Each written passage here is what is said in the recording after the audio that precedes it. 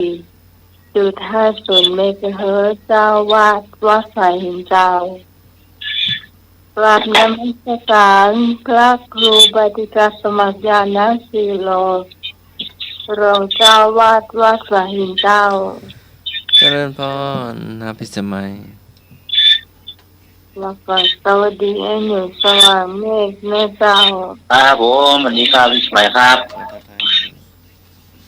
บอกว่าวันนี้พี่นานเจสีเดียวทุกกรรมได้จะตัวมาปั่นเงินเช้าพอดีคุณฟังที่อยู่ต่างบ้านตัวที่กำลังรับฟังรายการธรรมะไขเกิดของเราอยู่ในขณะนี้นะเจ้าวันนี้พระเจ้าพี่สวยสุริโยดรเจ้าทีมงานธรรมะเคยคลายเครียดมาพบปะกับคุณผู้เหมือนเช่นเคยเจ้าวันเสาร์แล้วก็วันอาทิตย์3 ทุ่มถึงเที่ยงคืนเจ้าเราจะมาพบปะกันณคืนนี้เจ้าวันนี้เป็นวันอาทิตย์ที่เท่าไหร่เนี่ย12 13 14นะเวลาเนาะเห็นละ13อ่ะฮะ14มั้งก็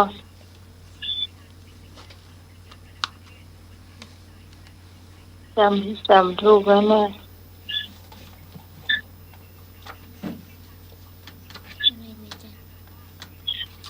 เจ้าก็นี่ครับ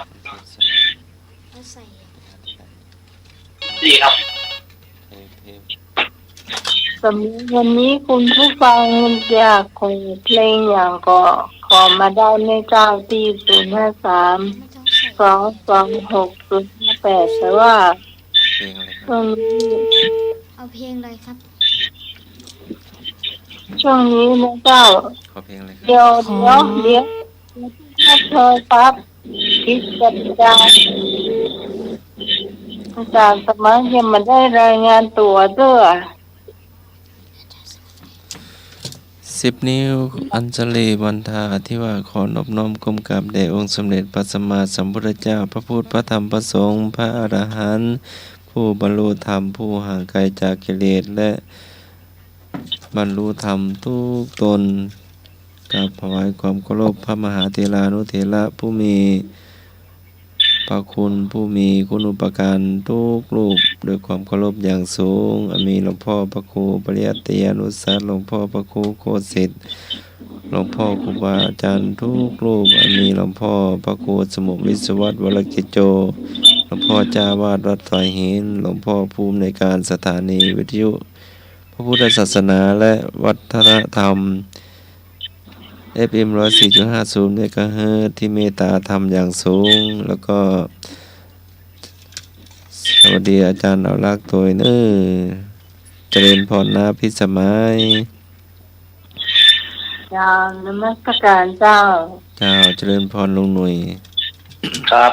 ไม่กลางครับกลางครับเจ้าเจริญพรพ่ออาจารย์7 สีแล้วก็ท่านผู้ฟังทางบ้านทุกท่านเนอแล้วก็สวัสดีสมเด็จปีโป้ดีโดครับครับผมนมัสการครับกลางครับครับน้อมกราบน้อมพระตาลูกเถระทุกองค์ครับผมครับกลางอาจารย์พระครูสมุวิศวัตรวรกิจโจครับผมมีตาเวลานมาขายเจ็ดครับผมครับมาสการอาจารย์พระครูบดิการมาครับผมเดินพรลุงหนุ่ยต่างข้าจางรักครับรีสมัยครับผมเรียนการเรียนสีครับดีทุกท่านนะครับผมรายการเป็นรายการธรรมะคาเจ็ดทุกท่านทุกคนนะครับผมครับนี่ขอเพลงได้กี่เพลงวันนี้นะครับเชิญเลยครับ053-226-058เจ้าวันนี้ขึ้นเนื้อเจ้า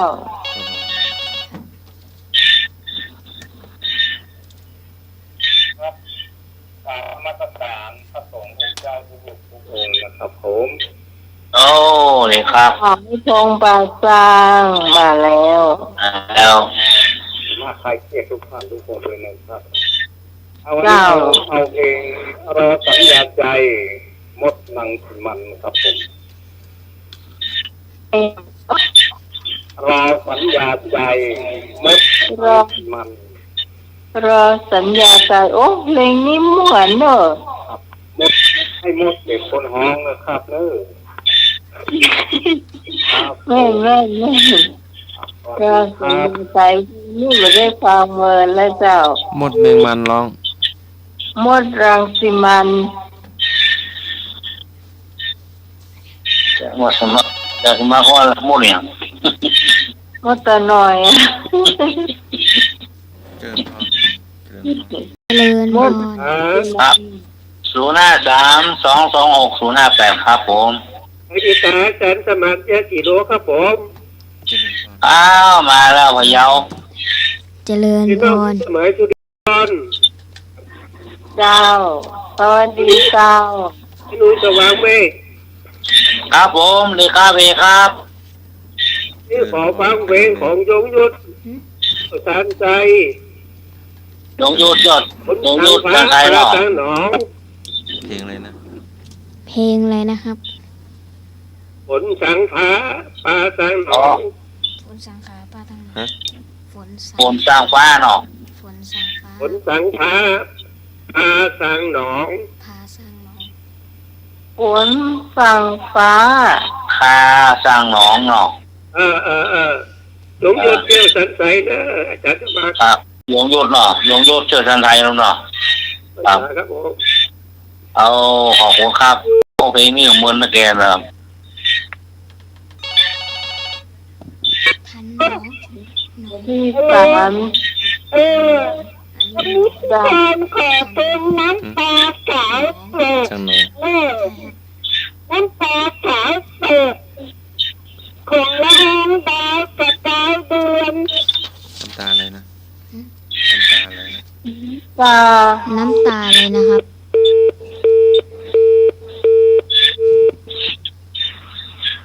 น้ำตาอย่างหู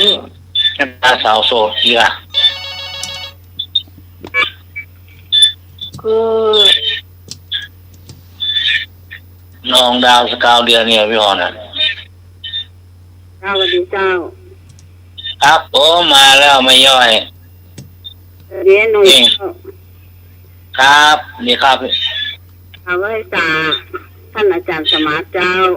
เจริญพร เจริญพร สวัสดีไอ้พงษ์สวัสดีไอ้เอก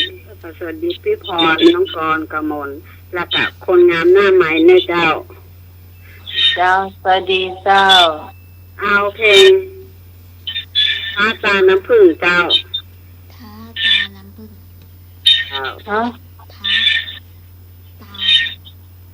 นี่เนี่ยก็ เด็กคนสวยหน้าใหม่เนี่ยเจ้า นี่เนี่ยก็เดี๋ยวก่อนนี่เนี่ยก็ สวย นางฟ้าตาน้ำผึ้ง นางฟ้าตาน้ำผึ้ง โอ้ อ๋อนางฟ้าทางน้ำพึ่ง นางฟ้าตาน้ำนางฟ้าตาน้ำผึ้ง ให้ลอง ครับ ที่เกิดการคนสวยหน้าใหม่อ่ะเนี่ยเจ้า แล้วก็ไอ้หนุ่ยกันหน่อยเจ้า ใครร้องครับ ครับใครร้องครับผม คือมันก็มันจะเป็นของไม้ทองคำแน่แหละ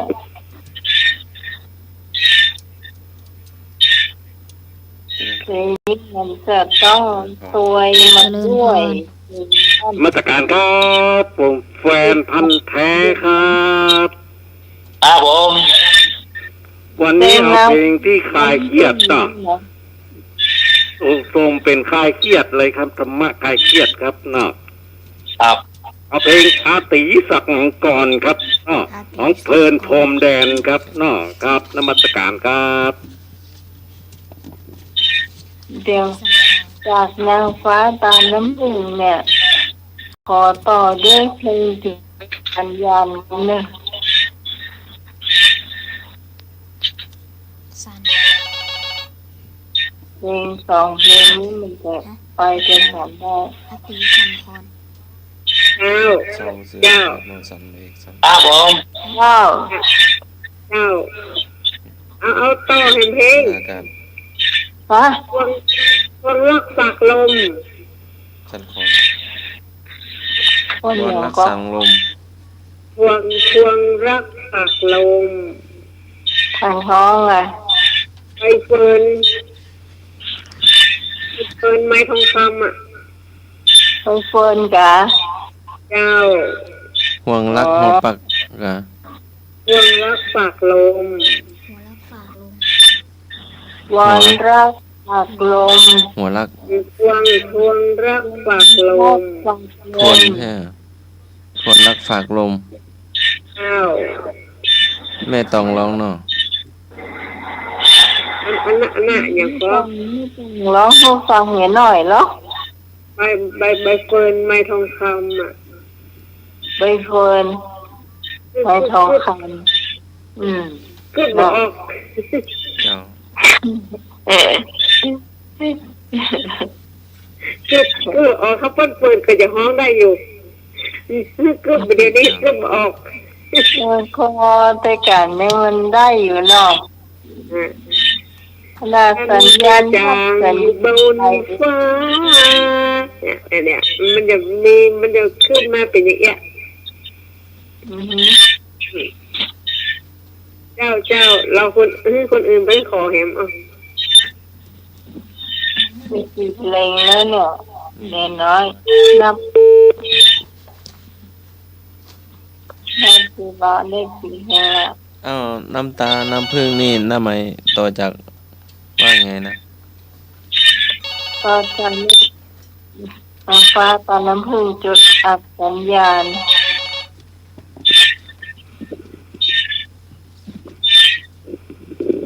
ฮัลโหล มาตรการเจ้าอาจารย์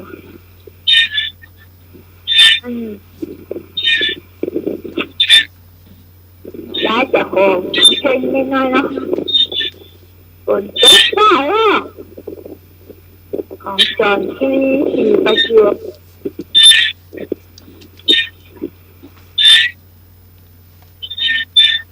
เพลงอย่างก็ ฝนตกฟ้าร้องของจอนที่ประจวบ เจ้า ไปหลังเอิญเนี่ยฝนจะตกลมเลยอ่ะแล้วก็ผ้าห้องนี่อ่ะเลยเอาไปเนี่ย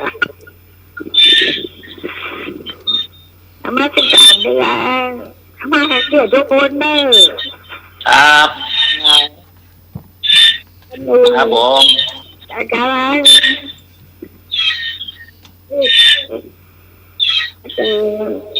ครับโอ้ย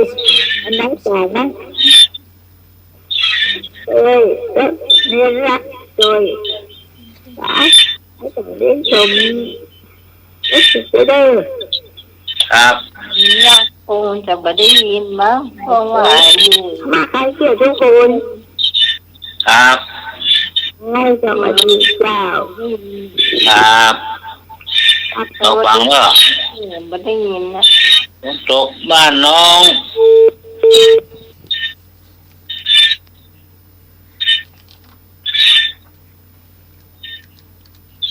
เริ่มเปิดเพลงได้เลยเจ้า